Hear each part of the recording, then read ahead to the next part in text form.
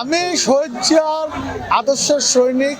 আমি এই দল গায়ের জোরেই করে এসেছি, আমাকে দল করতে দেয় নাই প্রতিপক্ষ কখনো।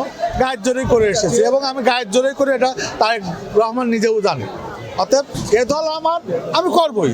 আমি যেখানেই গেছি ময় মুরব্বী থেকে শুরু করে বিশেষ করে তরুণদের আগ্রহ যথেষ্ট।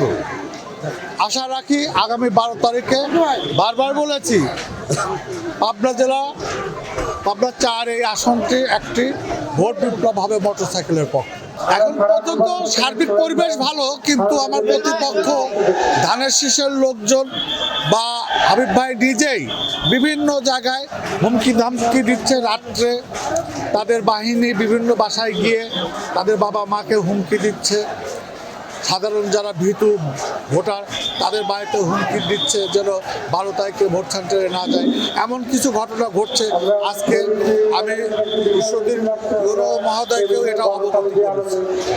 না, অবশ্যই আমরা গণতান্ত্রিক ধারাকে অব্যাহতি রাখার জন্যই আজকের এই ত্রয়োদশ জাতীয় সংসদ নির্বাচনের অপেক্ষায় ছিলাম।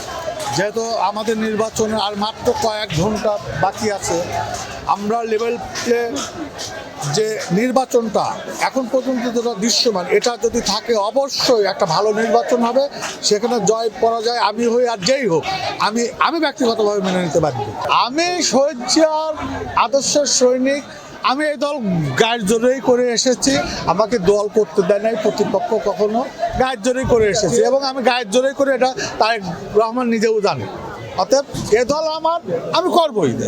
সানবিট সব দিবে সামাল। সানবিট ম্যাজিক প্রেস ডিশওয়াশিং এর মাথা ঘোরানো সলিউশন।